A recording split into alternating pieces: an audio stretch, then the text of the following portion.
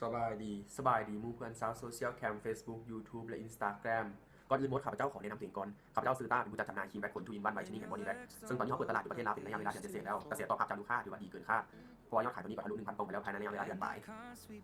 ยและคลิปนี้จะเป็นคลิปเฉพาะกิจไปเลยข้าพเจ้าจะขออธิบายรีวิวและสาธิตวิธีการใช้ครีมแบคผลของตัวนี้ว่ามันดีจังของตัวนี้แล้วแต่แตกต่างกันยังไงหน้าตามันเป็นแบบนี้ทูอินวันไวท์เชนนิ่งแอนด์บอดี้แบคยิงแบล็กยิงตัวนี้บอกมาการกำจัดขนแบบเดิมๆไปเลยสำหรับใครที่แบบว่าติดด้วยแผ่นติดก็จะเป็นแขวนหรือว่าคนที่ใส่มีแผลหรือว่าเนี่ยโรคเอาหรือว่าแผลสุดท้ายปัญหาที่ตามมาคือผิวหมองคล้ำแล้วก็เป็นตุ่มหนังไก่และสำหรับคนที่ว่าใครที่มาเข้าคลินิกเลเซอร์กับแทงแสนแทงเลเซอร์หลายเทื่อแล้วขนก็ยังออกขนยังโมโมนเทื่อขอแนะนำตัวนี้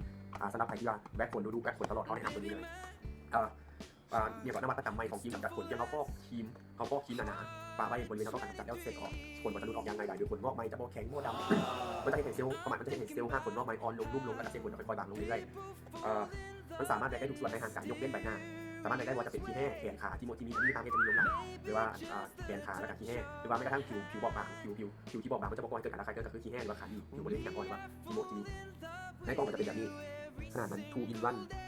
เป็นหลอดแบบนี้หลายคนจะเข้าใจที่ว่าหลอดนึงจะมีกล่องนึงจะมี2หลอดแต่ความจริงแล้วมีหลอดเดียวขนาดมันจะล้างไปได้หลายเดือนแล้วแต่บริเวณเราใช้เพราะว่าทูอินวันตัวนี้คือเป็นทั้งไวท์เทนนิ่งแล้วก็เป็นทั้งแบล็คขนมันจะปรับสภาพผิวบริเวณนี้เอาแบล็คให้ขาวยิ่งขึ้นตั้งแต่ข้างแรกมันจะมีไวท์เทนนิ่ง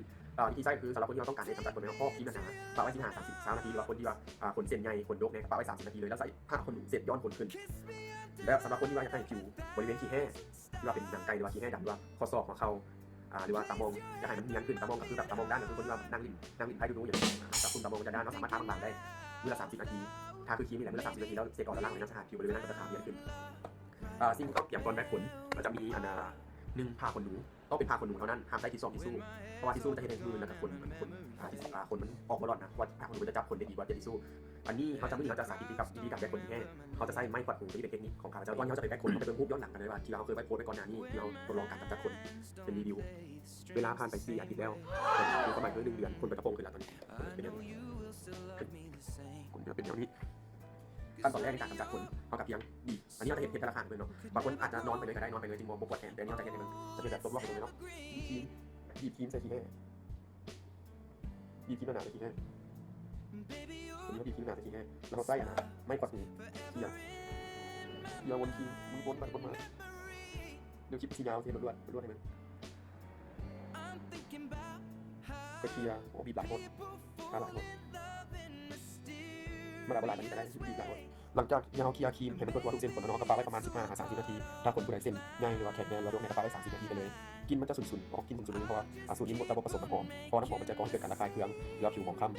และมันยังจะให้ประสิทธิภาพในการกำจัดขนลดลงอีกด้วยกลับมาหลังจากผ่านไป15 นาทีเนาะเขาเอาไม้กวาดหูเคลียร์บนอีกบาทนึงเขาจะสังเกตได้ว่าขนมันหลุดออกมาติดไม้กวาดหูขนมันจะหลุดออกมาก็เอาผ้าขนหนูอย่างผ้าขนหนูเสร็จย้อนขนได้เป็นแบบนี้ผ้าขนหนูก็เสร็จนี่คื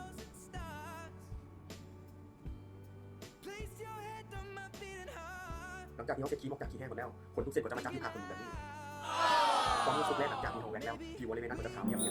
จะรู้สึกแตกต่างจากการแทงยางสิ้นเชิงในกรณีบางคนแบบรู้สึกแสบๆนิดๆก็ต้องตกใจเนาะมันเป็นอาการปกติเพราะว่ามันเกิดจากแห้งคูนๆและเสียสีที่แห้งเกินไปจะรู้สึกแสบๆเพราะนั้นมันเศร้าเองเทียบไปเป็น2 ข้างเลยเป็นแบบทำเลยเป็นคนสับอยู่เพราะหลังจากที่ทำโซนี่ผ่านไปแล้ววันที่ของผู้เล่นแน่นอนว่าสีขาวเห็นผลจริงฝากเลยเด้อกับทูอินวันไวท์เทนนิ่งแอนด์บอดี้แบ็คตอนนี้เรากำลังเปิดทำตัวแทนจำหน่ายทั่วประเทศเพราะว่าบางเพจบางแผงมันยังมีตัวแทนจำหน่ายเถื่อสินค้าดีมีคุณภาพเห็นผลจริงขายง่ายกำไรงามเป็นตัวแทนจำหน่ายง่ายๆบ่มีค่าสมัครใดๆทั้งสิ้นสำหรับลูกค้าที่ทั่วไปที่อยากสั่งซื้อสอบถามหรือว่าอยากสมัครตัวแทนจำหน่ายสามารถติดต่อเอาโดยตรงได้เลยที่เบอร์หลายๆที่หายไว้ที่ข้างถึง